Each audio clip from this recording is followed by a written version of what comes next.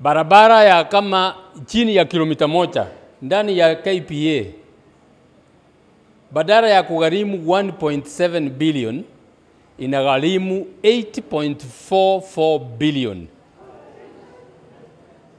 A difference of more than 6 billion. 6 billion imeibiwa. Hao ilikuwa ingeibiwa. Walikuwa wanataka kutoa oil pahali mafuta inapokelewa wa kuchange kutoka pahali pengine paka hapa. Wakakuja na ile tenders inafanywa. Unajua tender ya serikali ile yaani ile contract watu wanapewa, wale kandarasi wanapewa kufanya kazi. Iko na utaratibu wake. Zile kampuni ambao zina uwezo wa kufanya hiyo kazi zinakuja, zinapewa, zinaleta ile tunaita tender. Alafu ile ambao ina bei mzuri na inajulikana inaweza fanya hiyo kazi mzuri ndio inapewa. Hiyo sheria wakaweka kando, wakapatia kampuni ya China ambao haijahitimu, haijafanya kazi ambayo inajulikana, na kama ingeendelea kama sio hiyo upeperushi hiyo imetoa, kama ingeendelea tungepoteza mabilioni, more than 10 billion shillings. Alafu mnajiuliza kwa nini watoto hawaendi shule? Kwa nini dawa hakuna kwa hospitalini? Mnaona pahali pesa naenda? Hii yote ni pesa inaenda kwa mifuko ya watu. Hiyo muhuri ya serikali inatakikana kukaa kwa ofisi ya Attorney General. Ofisi ya Attorney General. Na wakati inawekwa kwa maandishi yoyote kama contract, kama ile contract, Attorney General mwenyewe anatakikana kuwa huko. Kwa nini?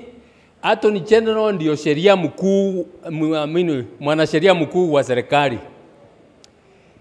Anatakikana kuwa huko kwa sababu kitu ambao watu wa Kenya wanaweka muhuri yao, lazima Attorney General ahakikishe ya kwamba hiyo kitu imefanywa kulingana na katiba yetu. Mnanielewa? Kwanza kabisa imefanywa kulingana na katiba.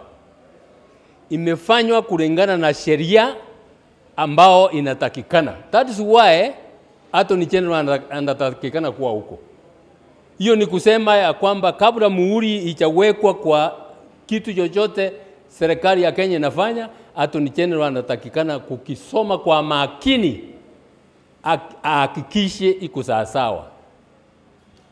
Juzi tumeambiwa ati hiyo muhuri imetolewa kutoka kwa ofisi ya Attorney General imeenda State House. Mengi hata wewe unaweza kufikiria ni kwa nini itolewe kwa Attorney General iende State House. Jiamulie wewe mwenyewe. Jiamulie wewe mwenyewe.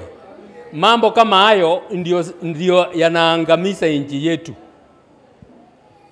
Hiyo muhuri ya serikali inaenda kutumika kuweka contract, kuweka agreement ambao badala ya agreement kukost bilioni 1 na cost bilioni 10. Hiyo bilioni 9 zaidi wewe ndio unalipa, mimi ndio nalipa. Alafu useme hakuna barabara, hakuna madawa, hakuna nini. Tutawezaje kuendelea mbele tukiwa na wizi kama huo?